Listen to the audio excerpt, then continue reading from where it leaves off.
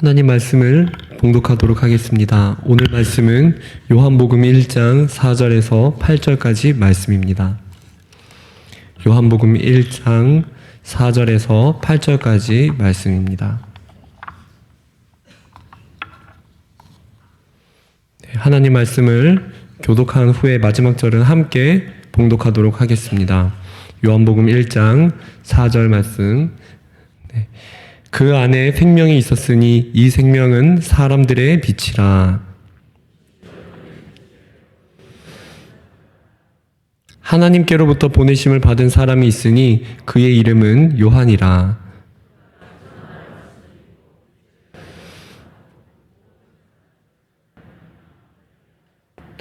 함께 읽겠습니다. 그는 이 빛이 아니요 이 빛에 대하여 증언하러 온 자라. 아멘.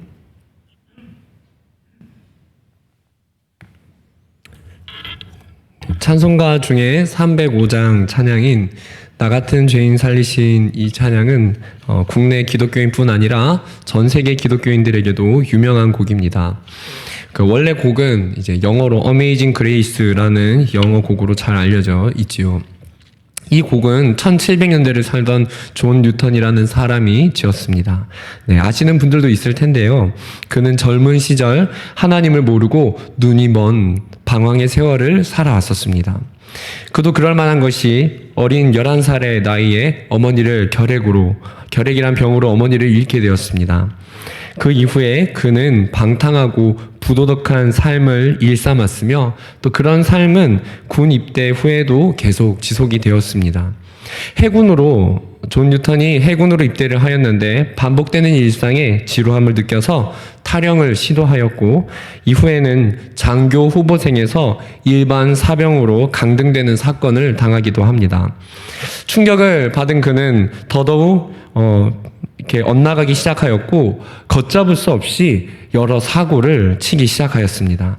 그야말로 누구도 제어할 수 없는 혼돈의 삶을 살아가고 있었습니다.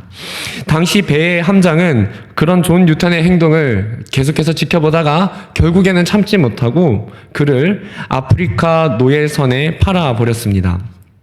뉴턴은 순식간에 노예가 되어서 천대받으면서 굶기가 일상인 노예의 삶을 15개월이나 살았습니다. 하지만 극적으로 무역선에 의해서 구출이 되고 바로 이때 구출을 받으면서 책을 읽게 되면서 회심을 하게 됩니다. 그가 런던에 돌아와서 스스로 노예선의 선장이 되긴 했지만 결국 양심의 가책을 느껴서 노예 사업을 중단하고 곧 복음을 위해서 성직자의 길로 들어섰습니다. 뉴턴이 목회를 10년 넘게 잘 하다가 54살이 되던 해에 바로 그 해에 나 같은 죄인 살리신 우리가 잘 알고 있는 찬송가 305장에 이 찬송가 가사를 짓게 된 것입니다. 이 찬송가의 가사 1절을 보면 이렇습니다. 나 같은 죄인 살리신 주 은혜 놀라워 잃었던 생명 찾았고 광명을 얻었네. 존 뉴턴이 그렇게 고백을 했습니다. 광명을 얻었다. 나는 광명을 얻었습니다. 그러니까 이 가사의 영어 가사를 보면은 한글 가사에 조금 빠진 부분이 있습니다. 광명을 얻었다라는 말 전에 I was blind 라는 말이 있습니다. 나는 장님이었습니다. 나는 인생을 살아오는 동안 앞을 볼 수 없는 눈먼 어둠 속에서 살아온 장님이었습니다. 하지만 나는 빛을 보게 되었습니다. 그 뒤에 가사가 바로 But now I see. 하지만 나는 장님이었지만 지금은 나는 보게 되었습니다. 그것이 번역이 되면서 광명을 찾았다라고 번역이 된 것입니다. 그는 과거 육신의 눈은 뜨고 있었지만 어둠의 눈이 가린 사실은 보고 있지만 앞을 보지 못하는 장님과 같은 삶이었습니다. 그의 인생은 앞을 볼 수 없었기 때문에 어둠 속에서 헤매이는 그런 삶이었습니다. 그러나 그의 삶을 비추는 광명한 빛이 들어왔을 때 그는 인생을 더 이상 헤매지 않아도 되었습니다. 가사와 같이 그러나 이제 나는 봅니다. 이제 볼 수 있었기 때문에 방황하지 않아도 되었던 것입니다. 이 가사가 한글로 번역이 될 때 아까 말했듯이 광명을 얻었네. 광명을 얻었네. 그렇습니다.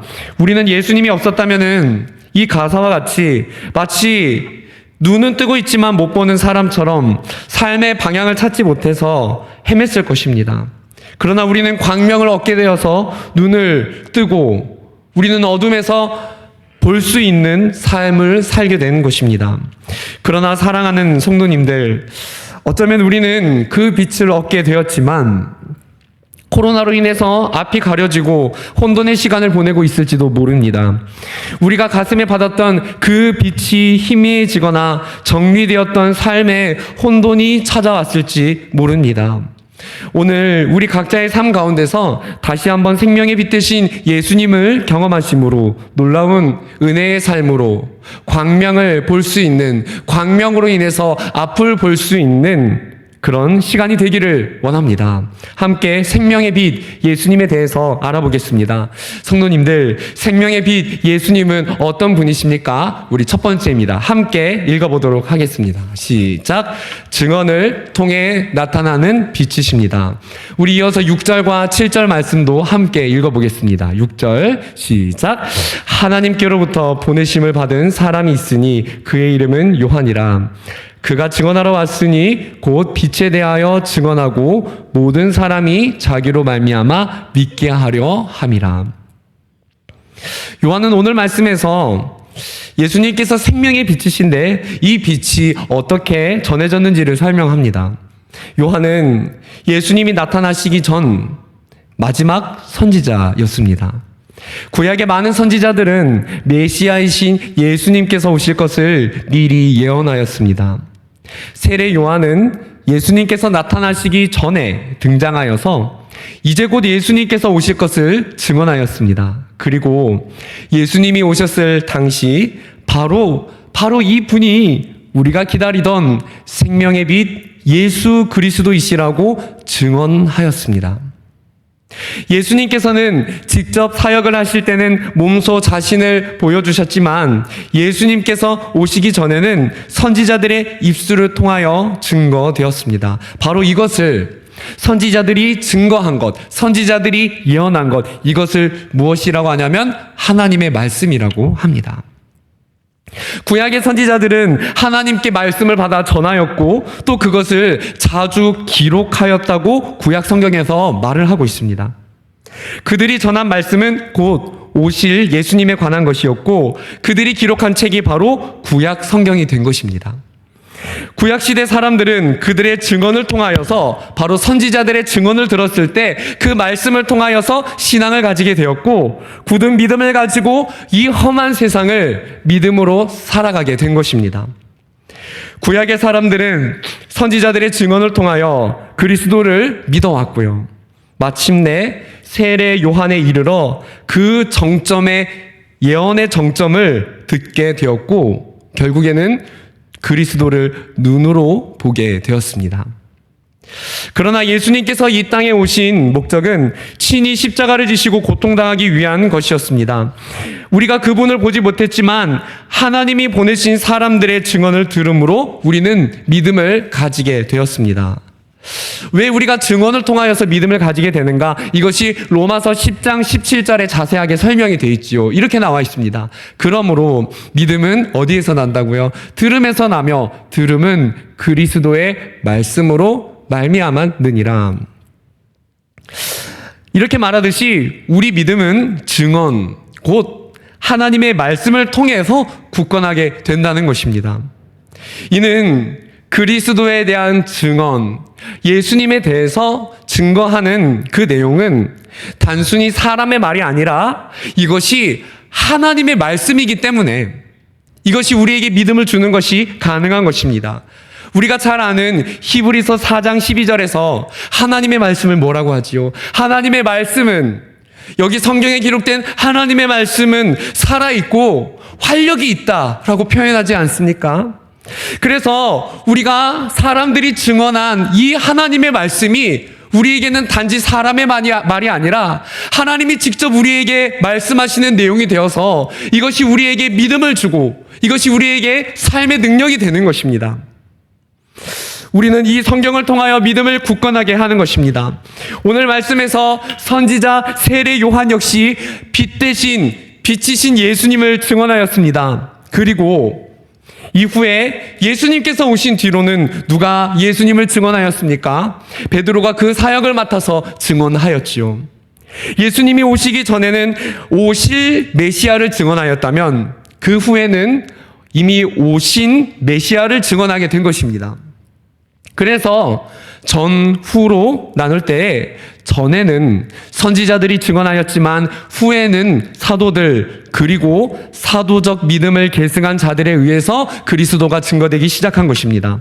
이것을 에베소서 2장 20절에서 말을 하고 있습니다. 너희는 사도들과 선지자들의 터 위에 세우심을 입은 자라 그리스도 예수께서 친히 모퉁이 돌이 되셨느니라.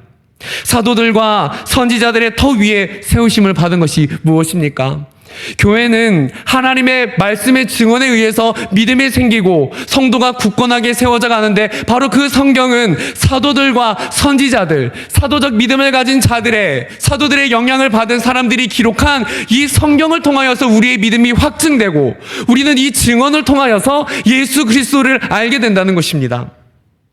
생명의 빛 예수님은 선지자들을 통해 증언되었고요. 그리고 사도들을 통해 증언되었고, 그리고 또 오늘 지금 우리가 듣고 있는 이 말씀 요한복음이 현재 저의 입을 통해서 우리 성도님들에게 이 시간 증언되고 있는 것입니다. 그렇습니다. 우리는 성경을 통하여 성경을 전하는 사람들의 증언을 통하여서 생명의 빛 예수님을 경험하게 되는 것입니다. 오늘 그래서 우리는 말씀이 증언되는 이 시간, 이 자리를 통하여서 은혜를 지금 현재 경험하게 되는 것입니다. 사랑하는 성도님들, 오늘 이 자리를 통해 하나님께서 생명의 빛 예수님께서 예수님의 이름이, 예수님의 능력이, 예수님의 그 사랑하심이 증언되고 있음을 느끼십니까? 하나님은 오늘 이 시간 말씀을 통해서 우리의 심령 속에 역사하시며 말씀을 통해 우리 가슴 속에 그 예수님의 빛이 더욱 찬란하고 풍성하게 빛나도록 이 시간 역사하고 계신 것입니다. 하나님은 말씀을 사모하여 이 자리에 나온 성도님들에게 하나님의 은혜를 그 빛이 충만하게 채워지도록 하십니다. 그래서 말씀을 사모하는 성도는 믿음이 온전하고요. 힘들어도 말씀을 들으려 하는 성도님은 잠시 넘어져도 새 힘을 얻게 되는 것입니다. 왜 그렇습니까? 말씀을 통해 우리에게 능력을 주시기 때문입니다. 말씀을 통해서 그리스도를 증언하시기 때문입니다. 우리는 그래서 어그러진 길을 가다가도 다시금 온전한 길을, 말씀 때문에 온전한 길을 가게 되는 것입니다. 바로 말씀을 통해 빛이 들어오기 때문입니다. 성도님들, 빛이신 예수님께서 오늘도 말씀을 통해서 자신을 증거하고 계십니다. 이 증언을 통하여 오늘 우리는 환난과 어려움 가운데서도 예수님을 더욱 알게 되거나 확신하게 되는 것입니다. 이 시간을 통하여 더욱 굳건하게 되시기를 소원합니다. 또 앞으로도 말씀을 사모하는 우리 성도님들, 예수님의 빛을 계속해서 경험하는 삶을 살게 될 줄을 믿고 축복합니다. 다음으로 두 번째입니다. 우리 예수님은 생명의 빛이신데 어떠한 빛이십니까? 함께 읽어보도록 하겠습니다. 함께 시작. 사람들의 빛입니다. 이어서 4절 말씀을 우리 함께 읽어보도록 하겠습니다. 4절 시작. 그 안에 생명이 있었으니 이 생명은 사람들의 빛이라. 제가 9월 달에 수요 예배 설교를 할 때 1절에서 3절까지의 말씀을 전했습니다. 그 당시에 말씀이신 예수님께서 천지를 창조하였다고 온라인을 통해서 그렇게 말씀을 전하였습니다. 또 이 말씀은 헬라어로 로고스라는 단어로 많이 들어보셨을 텐데요.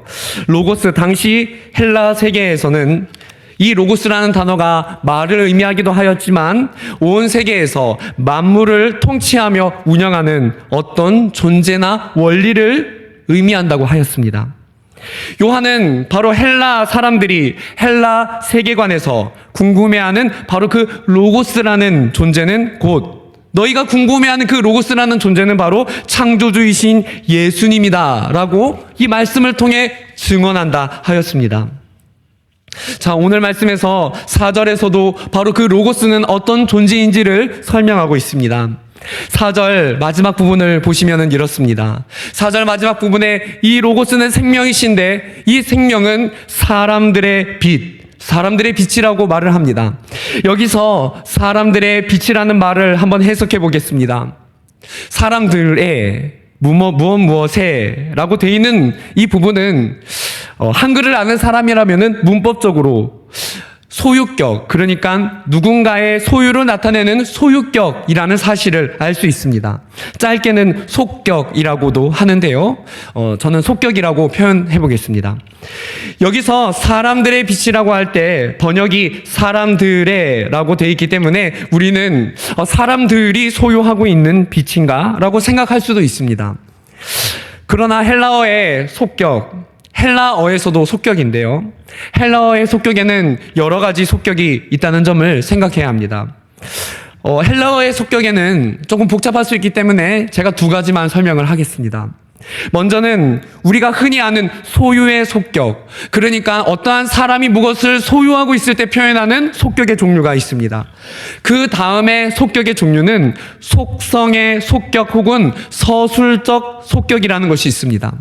서술적 속격이라는 것은 그 단어 안에 서술적 의미가 담겨 있는 속격을 의미하는 것입니다.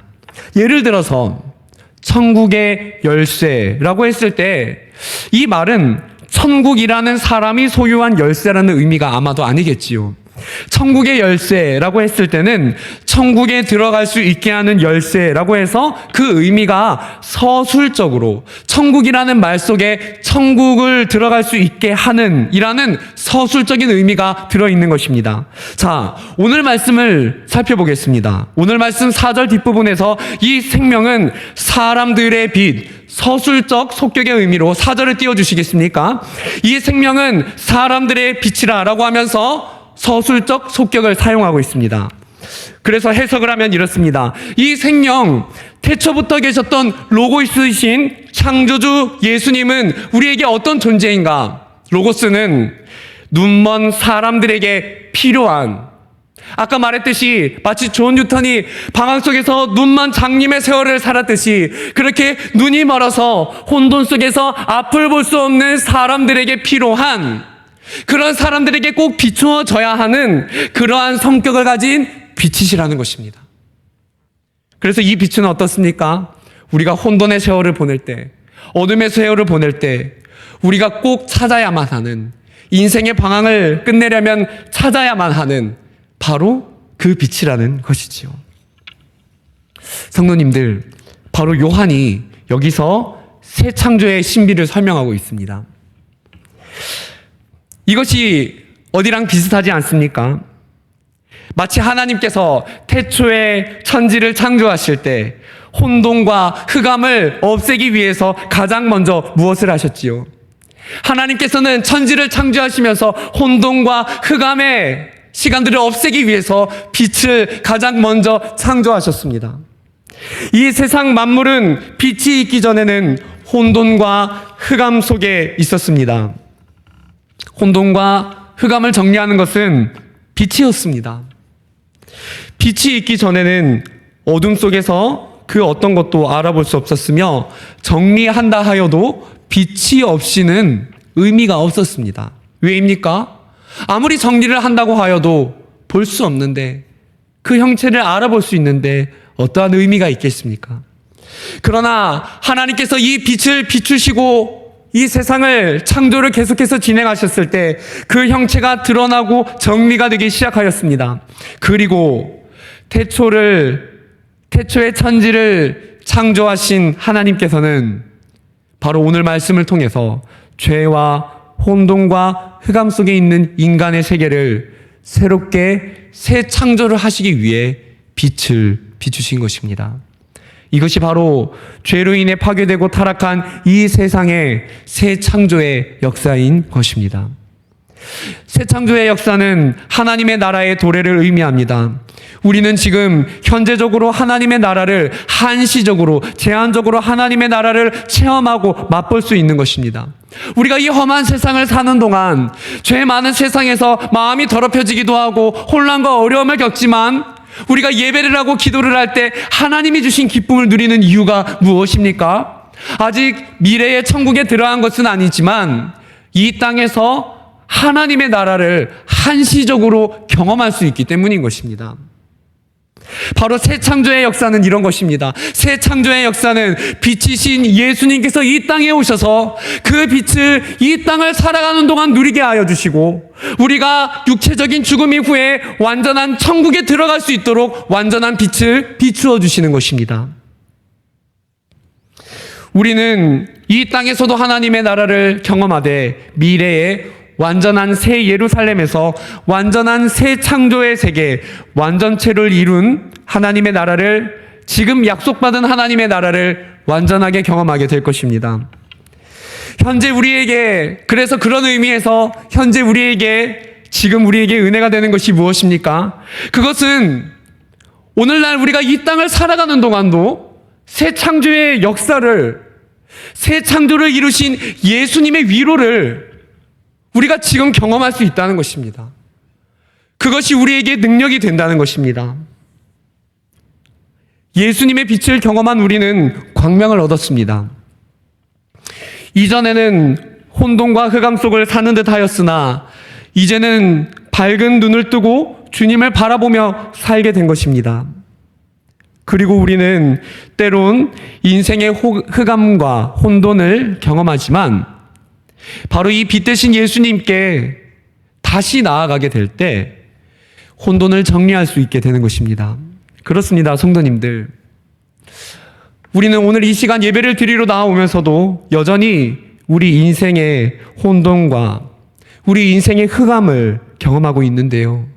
오늘 우리의 삶에 주어진 이 혼돈과 흑암을 정리하는 것, 그것은 바로 생명의 빛 예수님에게서 가능한 줄을 믿습니다. 사랑하는 성도님들, 혼돈을 경험하고 계십니까? 알 수 없는, 정리되지 않는 캄캄한 일상을 보내고 있지는 않으십니까? 우리에게 가장 필요한 생명의 빛 예수님께로 더 가까이 나아가기를 원합니다. 성도님들, 한 걸음 더 예수님께 나아가지 않으시겠습니까? 우리는 생명의 빛 예수님을 이 시간 경험할 때 그 빛이 우리의 혼돈과 흑암을 말끔히 해결해 주는 것입니다. 우리가 구원받은 백성임에도 일상에서 혼돈과 흑암을 경험하는 이유가 무엇입니까? 그것은 단 한 가지입니다. 우리가 부정하고 싶지만 우리가 예수님을 믿는 구원받은 백성임에도 불구하고, 우리는 새 창조의 역사를 경험했음에도 불구하고 왜 혼돈과 흑암을 경험하며 살아가는가? 그것은 우리가 연약해서 때로는 믿음이 흔들릴 때 빛이 아닌 것을 붙잡고 의지하기 때문입니다. 우리는 빛을 경험하였지만 혼돈과 흑암이 몰려올 때 우리 인생의 연약함 때문에 생명의 빛이 무엇인 줄 알지만 우리의 일상에 어려움의 문제가 왜 일어나는 것인지 그것을 비출 만한 능력이 우리에게 있지만, 때로는 우리가 마음이 약해져서 빛이 아닌 것을 우리가 붙잡기 때문에 우리는 때로는 혼돈 속에 놓이기도 하고요, 흑암 속에서 우리는 더듬는 삶을 살아가기도 한다는 것입니다. 예, 사랑하는 성도님들, 오늘 우리 성도님들의 삶이 혹시나 무엇을 가늠할 수 없고 무엇인가를 확신할 수 없는, 무엇인가를 더듬으면서 한 걸음씩 걷고 있는 그러한 삶을 살고 계십니까? 인류 최초의 죄를 범한 아담과 하와가 왜 넘어졌습니까? 아담과 하와가 넘어진 것은 하나님 아닌 사단의 말을 주의하고 그 다음에 자신의 인생을, 하나님의 말씀이 자기의 인생을 책임질 거라고 생각을 한 것이 아니라 사단의 말이, 그 말이 마치 자신의 인생을 책임져 줄 것처럼 하나님을 오해하고 잘못된 오해를 하였기 때문에 그들이 혼돈에 빠지게 된 것입니다. 그러나 예수님은 십자가로 죄를 사하시고 우리의 혼돈을 정리해 주셨습니다. 우리는 세상의 방법과 말들보다도 가장 우선적으로 내가 세상의 방법과 여러 가지 나의 생각을 시도할 수 있겠지만 우리는 가장 우선적으로 혼돈을 정리하기 위해서, 우리 인생의 흑암의 세월을 정리하기 위해서는 빛으로 나아가야 됩니다. 십자가의 빛, 예수님의 빛 아래 나아가서 우리를 가장 사랑하시는 분께 우리의 문제를 내어 맡겨야 합니다. 우리의 인생의 빛은 오로지 예수님이시기 때문입니다. 성경에서는 우리가 그리스도 안에 거할 때 마음이 평안하다고 말을 합니다. 잠언 4장 23절에 이런 말이 있죠. 모든 지킬 만한 것 중에 더욱 내 마음을 지키라. 생명의 근원이 이에서 남이라. 마음을 지켜야 된다. 생명의 근원이 이에서 남이라. 그런데 예수님은 우리가 예수님 안에 거할 때 마음의 평안함을 주신다고 말을 하지요. 무슨 말입니까? 우리가 이 인생을 혼돈을 거두며 정리하기 위해서는 가장 중요한 것이 무엇입니까? 마음인데 그 마음의 혼돈을 정리해 주는 건 누구에게서 가능하다고요? 우리가 예수님 안에 거할 때, 우리가 예수님과 연합해 있을 때, 우리가 환난의 터널을, 고난의 터널을, 역경의 터널을, 눈물의 터널을 우리가 지나갈 때에 예수님을 붙잡고 그 터널을 지나가면은 예수님이 우리의 혼돈을 제거해 주시고, 비록 환경은 어두울지 모르지만, 상황은 어두울지 모르지만 하나님이 바로 이 마음을 지켜주셔서 이 세상에 많은 사람이 혼돈 속에서 살아갈 때 우리는 평안 속에서 걸어갈 수 있다는 것입니다. 따라서 성도님들, 혹시 우리는 연약해서 넘어질 수 있는데 마음의 혼돈을 경험하신 분이나 아직 생각이 복잡하시거나 내가 어떤 문제를 생각했을 때에 마음의 불안을 경험하는 이유는 그것은 아직 내가 현실적인 방법이 부족해서가 절대 아닙니다. 그것은 우리를 보호하시고 친히 지키시는 예수님의 그늘 안으로 전적으로 들어오지 않았기 때문에 찾아오는 두려움입니다. 하나님은 우리에게 절대 두려움을 주시는 분이 아니십니다. 하나님이 우리에게 주시는 것은 두려운 마음이 아니라고 성경에서 그렇게 말을 하고 있습니다. 사랑하는 성도님들, 오늘 마음에 두려움이 있으십니까? 마음에 혼돈이 있으십니까? 슬픔이 있으십니까? 오늘 예수님의 그늘 아래서, 예수님의 빛 아래서 그 마음의 혼돈을 정리하고 승리하시는 성도님들 되시기를 축원합니다. 마지막으로 세 번째입니다. 우리 생명의 빛 예수님은 어떤 분이십니까? 우리 마지막으로 함께 읽어보겠습니다. 시작. 어둠 속에, 우리 5절 말씀을 마지막으로 함께 읽어보겠습니다. 5절 시작. 빛이 어둠에 비치되 어둠이 깨닫지 못하더라. 요한은 5절에서 빛이 어둠에 비치되 라고 말을 하고 있습니다. 이 말은 인간의 몸을 입고 이 땅에 오신 예수님의 성육신 사건을 말하는 것입니다. 인간 인생의 혼돈을 정리하기 위해서는 바로 값없는 보혈, 의로운 피를 흘려야 하기 때문에 예수님께서 이 땅에 오신 것입니다. 그리고 예수님은 생명의 빛을 어둠에 비춰주셨습니다. 이것은 우리가 죄인임에도 불구하고 먼저 손을 내밀어 주신, 먼저 우리 인생에 찾아오신 예수님을 설명하는 것입니다. 요한은 5절에서 이에 따른 어둠의 반응을 설명합니다. 어둠은 깨닫지 못하였더라. 일반적으로 어둠이란 하나님을 거역하여 타락한 모든 인류를 말하는 것입니다. 죄 아래 거하여 하나님을 따르려 하지 않고 하나님을 알려고도 하지 않는 타락한 인간의 본성을 어둠이라고 표현하는 것입니다. 요한은 말합니다. 이 어둠은 빛 대신 예수님을 깨닫지 못하였다고 말합니다. 여기서 원어를 잠시 설명해 보겠습니다. 5절에서 깨닫지 못하더라 라고 말을 할 때 이 단어의 원어는 좀 다르게 번역할 수 있습니다. 원어 의미를 살펴볼 때 이렇습니다. 깨닫지 못하더라. 이 단어는 빛을 꽉 붙잡지 않았다. 그러니까 예수님께서 우리에게 먼저 찾아오시고 그 빛을 비추어 주셨는데 그 생명의 빛을 붙잡고 혼돈을 정리할 기회가 있었는데 그 빛을 꽉 붙잡지 않았다는, 혹은 빛을 이기지 못하였다, 그런 의미를 말할 수 있습니다. 그래서 조금 더 쉽게 번역을 해본다면, 빛이 어둠의 빛이었지만 예수님이 우리에게 찾아오셨지만 그 빛을 거부하였다. 무슨 뜻입니까? 그들의 인생 가운데 하나님을 의지하지도 하나님을 영접하지도 전적으로 자신의 인생을 하나님께 의탁하지 않았다는 것을 의미하는 것이지요. 이것이 바로 우리 인생의 사람의 본성입니다. 우리의 본성에는 그런 본성이 숨겨져 있습니다. 예수님을 알지만 하나님을 거역하고 싶어하고, 내 인생의 결정 원리에 있어서 예수님이 주인이신데 알지만 예수님과 연합하려 하지 않고 이 문제를 내가 주인이 되어서 나의 방식과 방법대로 이 문제를 해결하고자 하는 우리의 마음속에는 그런 죄의 본성이 자리 잡고 있다는 것입니다.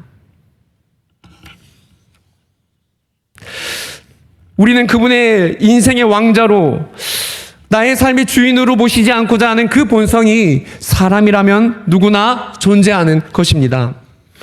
요한은 그런 우리의 본성을 정확하게 표현하였습니다. 빛이 어둠의 빛이 돼 어둠이 그것을 거부하였더라.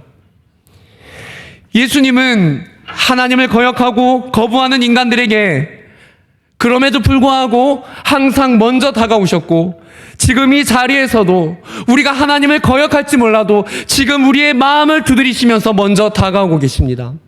이것은 그분의 사랑이라고 밖에는 다른 걸로 표현할 수가 없습니다. 성경을 보면 예수님은 성육신으로 먼저 찾아오셨고 이 땅에서 죄인들에게 먼저 찾아가셨다는 것을 알 수 있습니다. 예수님께서 언제 먼저 찾아가셨습니까? 한번 생각을 해봅시다. 예수님이 그의 제자들을 택하실 때 먼저 찾아가셨습니다. 심지어 그 당시에 많은 이들이 손가락질하는 세리를 비롯한 죄인들에게 예수님은 먼저 찾아가셨습니다. 또 예수님은 귀신 들려 고통당하는 자들과 수십 년간 질병에 갇혀 괴로워하는 병자들에게 먼저 찾아가셨습니다. 그리고 제자들이 넘어지고 실패한 이후에 그들이 어둠 속에서 어찌해야 할지 몰라 다시 업으로 돌아가고자 혼돈의 시간을 보낼 때에도 그래도 그들에게 먼저 찾아가셨습니다. 그리고 예수님은 오늘 이 자리에 있는 우리의 인생에 먼저 찾아오셨고, 그리고 오늘 이 시간 우리가 혼돈 속에서 헤맬 수 있어도 그래도 지금 이 시간 먼저 우리에게 문을 두드리고 계십니다. 그리고 예수님은 우리가 설사 죄를 지어서 넘어지고 하나님과 멀어진 관계 속에 내가 헤매고 있다고 할지라도 변함없이 먼저 문을 두드리고 계십니다. 요한복음을 쓴 요한이 요한계시록 3장 19절 20절에서 이런 말씀을 적었지요. 물은 내가 사랑하는 자를 책망하여 징계하노니 그러므로 내가 열심을 내라 회개하라. 볼지어다 내가 문 밖에 서서 두드리노니 누구든지 내 음성을 듣고 문을 열면 내가 그에게로 들어가 그와 더불어 먹고 그는 나와 더불어 먹으리라. 심지어 예수님은 우리에게 회개를 촉구하시면서까지 우리가 죄를 지어 하나님과 멀리한 상태이라고 할지라도 회개를 촉구하시면서까지 그러면서도 먼저 문을 두드리고 계신 분이 바로 생명의 빛 예수님이십니다. 그것이 바로 예수님의 사랑입니다. 사랑하는 성도님들, 바로 이 예수님의 사랑이 우리의 마음문 앞에 와 있는 것입니다. 비록 우리가 코로나 때문에 내가 혼돈의 시간을 어둠 속에서 믿음이 아닌 삶을 살고 있을지 몰라도 하나님은 여전히 우리의 마음의 문을 두드리시며, 누구야? 나는 너를 사랑한다. 나는 너를 포기하지 않아. 나는 여전히 너와 함께하기를 원하고 너의 문제를 해결해 주기를 원해. 오늘 나와 함께하기를 원하지 않니? 오늘 내가 너와 함께하기를 원한다. 내가 오늘 너와 먹고 마시고 너가 방황하였을지 몰라도 다시 한번 너의 손을 잡고 내가 너의 인생을 인도하기를 원한다. 하나님 오늘 우리에게 말씀하고 계신 것입니다. 오늘 이 자리에 우리에게 찾아오고 계신 것입니다. 오늘 우리 각자의 개인의 심령에 하나님은 질문하고 계십니다. 성도님들, 혼돈의 시간을 보내고 계신 분이 있으시다면 오늘 결단하시고 오늘 예수님을 만나시고 혼돈의 시간을 종료하시고 혼돈의 방황을 끝내시는 그런 은혜가 우리 모두에게 임하는 시간 되기를 축원드립니다. 예수님은 오늘 우리에게 말씀하십니다. 빛으로 나아오라. 오늘 우리에게 말씀하십니다. 요한복음을 통하여 증언하시고 지금 빛을 비추시는 예수님께서 우리에게 음성을 들려주고 계십니다. 누구누구야, 나는 이미 문을 두드리고 있다. 너에게 빛으로 충만하게 채워주기 위해 지금 기다리고 있다. 오늘 우리가 설교를 마치고 그분께 손을 뻗고 기도하기만 한다면 예수님은 우리의 손을 맞잡으시고 우리를 혼돈과 흑암 속에서 건지실 줄을 믿습니다. 그러기 위해서 성도님들, 우리는 먼저 회개해야 합니다. 너무 힘들어서 그랬을 수 있습니다. 그러나 하나님을 의지하지 않는 것은 믿음이 아니며 하나님과 멀어지는 모든 것은 죄라고 말씀하십니다. 우리는 먼저 회개해야 됩니다. 하나님, 내가 너무 두려웠습니다. 내가 나의 방법을 사용하고 싶어 했습니다. 나의 방법과 생각을 의지하려 하였고 주님이 없어도 내 인생의 문제를 해결하고자 하였던 우리의 교만함을 회개합니다. 성도님들, 하나님을 의지하지 않는 것이 바로 교만입니다. 하나님께서는 하나님을 의지하지 않는 것, 나의 문제를 하나님께 의탁하지 않는 그것을 기뻐하지 않으십니다. 왜입니까? 우리 인생의 문제는 예수님만이 온전하게 치료하실 수 있기 때문입니다. 하나님과 멀어졌던 우리 자신을 회개하고 우리 인생의 문제를 온전히 주님 손에 내어드려야 됩니다. 우리의 문제가 빛이라는 수술대 앞에 올라갈 때에 우리는 혼돈과 어둠의 세월을 벗어나게 되는 것입니다. 성도님들, 이제 빛으로 나아가십시오. 이미 먼저 찾아오신 그분께 나의 문제를 내어 맡기십시오. 사람을 미워하고 이때까지 오랜 시간 용서하지 못하여서 묶어두었던 자신의 문제를 내어놓으십시오. 마음의 평안을 주실 것입니다. 가정의 평화가 깨지고 아픔이 찾아온 분들도 다시 주님께, 오직 주님만이 내 가정의 혼돈을 해결하실 수 있음을 믿고 내어 맡기실 수 있기를 바랍니다. 질병의 문제가 있으신 분들, 다시 주님께 매달리십시오. 그것이 우리를 연단하기 위한 질병이 아니면 깨끗하게 나음을 얻게 될 것입니다. 예수님께서 우리의 모든 문제와 아픔을 빛으로 치유하시고 회복해 하실 것입니다. 성도님들, 그리고 이 시간 마지막으로 성령의 충만함을 구하십시오. 우리가 빛 대신 예수님께 나아갈 때 하나님이 주시는 가장 큰 은혜는 바로 성령의 충만함입니다. 우리는 성령의 충만함을 얻게 될 때에 그리스도를 더 정확히 알도록 성령의 인도를 받게 될 것이며 우리의 삶 속에 그리스도를 증언하는 삶으로 나아가게 될 것입니다. 성도님들, 예수님은 생명의 빛이십니다. 혼돈의 시기 광명의 빛으로 승리하시는 믿음의 성도님들 다 되시기를 주님 이름으로 축원드립니다.